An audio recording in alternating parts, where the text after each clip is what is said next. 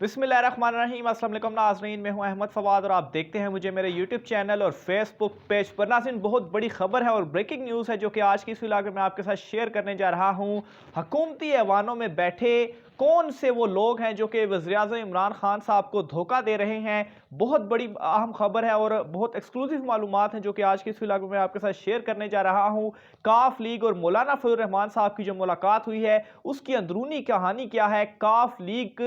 जो है वो मौलाना फजल रहमान साहब को इनकार क्यों नहीं कर पाई। मौलाना फजल रहमान साहब की जानिब से क्या जो मुतालबात थे या क्या मदद मांगी गई काफ लीग से, इस हवाले से बहुत अहम तफसीलात हैं जो कि आज की इस व्लॉग में मैं आपके सामने रखूंगा। और आखिर में नाज़रीन, वज़ीर-ए-आज़म इमरान खान साहब की जानिब से सफाया जो है वो अपनी जमात का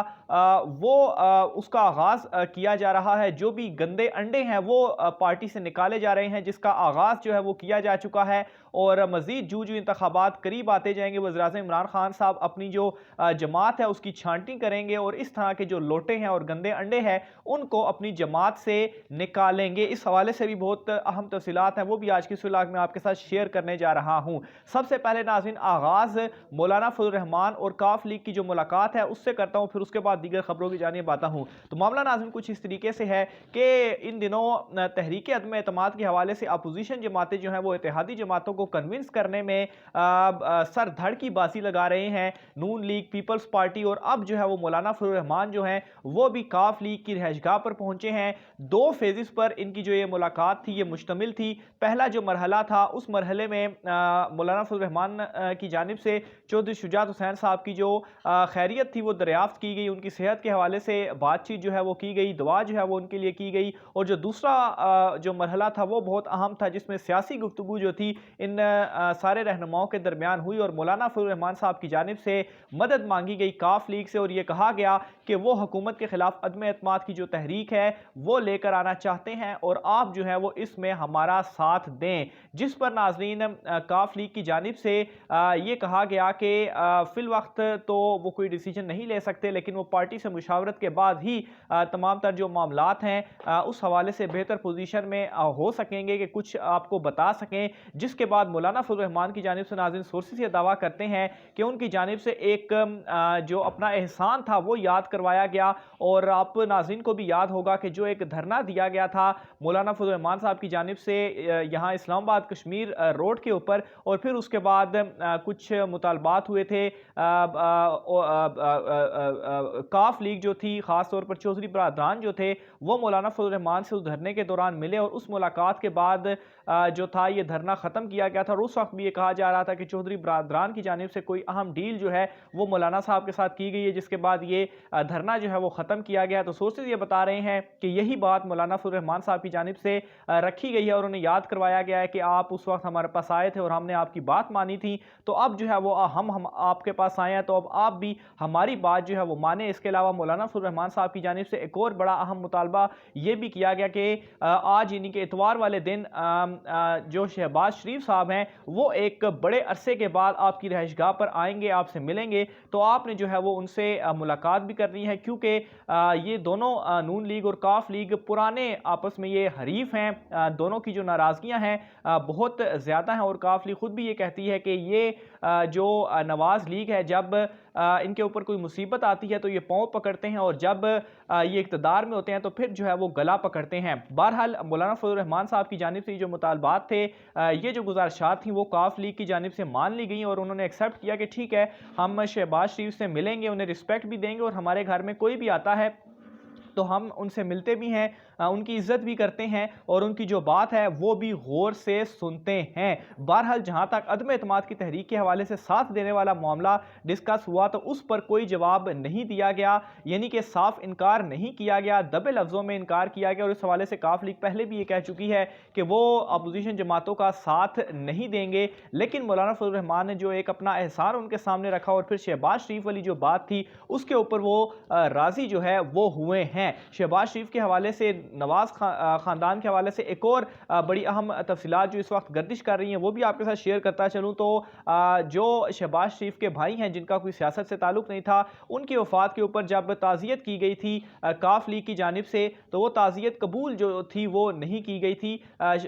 شریف خاندان سے اتنے زیادہ ان دونوں کے آپس میں اختلافات تھے یا نفرتیں تھیں ان دونوں کے درمیان۔ اس وقت یہ جو معاملہ ہے وہ بھی سوشل میڈیا کے اوپر گردش جو ہے وہ کر رہا ہے، لیکن وہ افسوس جو ہے وہ قبول نہ کیا، لیکن اب جو ہے وہ اقتدار کی خاطر اور خود کو بچانے کے لیے یہ چودھریوں کے گھر جائیں گے اور ان کے پاؤں بھی پکڑیں گے اور ان کے منتیں ترلے بھی کریں گے کہ انہیں کسی طریقے سے بچایا جائے، ان کا ساتھ جو ہے وہ دیا جائے۔ دوسرے نمبر پر ناظرین ایک اور بڑی اہم خبر یہ ہے کہ پاکستان تحریک انصاف کے ایک کھلاڑی احمد جواد جو ہیں وہ نون لیگ میں شامل ہو چکے ہیں، اور ان کی شمولیت کے بعد احسن اقبال ہوں یا شہباز شریف ہوں بڑے کھلکھلا کر ان کے ساتھ تصویریں کھچوا بھی رہے ہیں اور یہ بھی کہہ رہے ہیں کہ ہم نے ایک بڑی اہم وکٹ جو ہے وہ پاکستان تحریک انصاف کی گرا لی ہے۔ حالانکہ احمد جواد صاحب جو ہیں ان کے والے سے اطلاعات یہ ہیں کہ انہوں نے خود نہیں چھوڑی بلکہ انہیں آلموسٹ پارٹی سے نکالا بھی جا رہا تھا، کیونکہ یہ جو ہیں یہ لوٹا ہے اور اسی طرح کے جو لوٹے ہوں گے وہ آپ دیکھیں گے کہ آئندہ آنے والے کچھ دنوں میں عمران خان صاحب اپنی جماعت کا جو صفایا کر رہے ہیں، چھانٹی کر رہے ہیں، اس طرح کے لوٹوں کو اور گندے انڈوں کو وہ اپنی جماعت سے نکالیں گے اور انتخابات کے قریب جس طرح سے ہم نے گزشتہ انتخابات میں بھی دیکھا کہ جو لوٹے اور گندے انڈے ہیں ان کو عمران خان صاحب نکالیں گے، اور احمد جواد صاحب کو بھی جو ہے وہ ایک قسم کا نکالا گیا ہے جماعت سے اور ان کی کوئی ویلیو یا کوئی پوزیشن نہیں ہے۔ مسلم لیگ نون میں ان کی شمولیت سے کچھ بھی فرق نہیں پڑنے والا، کوئی ووٹ یہ توڑ بھی نہیں سکتے، لیکن نواز لیگ کی اس وقت حالت یہ ہو چکی ہے کہ اس چھوٹے سے کارکن کی نون لیگ میں شمولیت کو بھی جو ہے یہ بڑی تصویریں کھینچ کر جو ہے اس کی پبلسٹی کر رہے ہیں جیسا کہ بہت بڑی کوئی وکٹ جو ہے وہ انہوں نے پاکستان تحریک انصاف کی گرا دی ہو۔ اسی طرح کے ایک اور شخص تھے محسن بیگ صاحب، جو کہ آج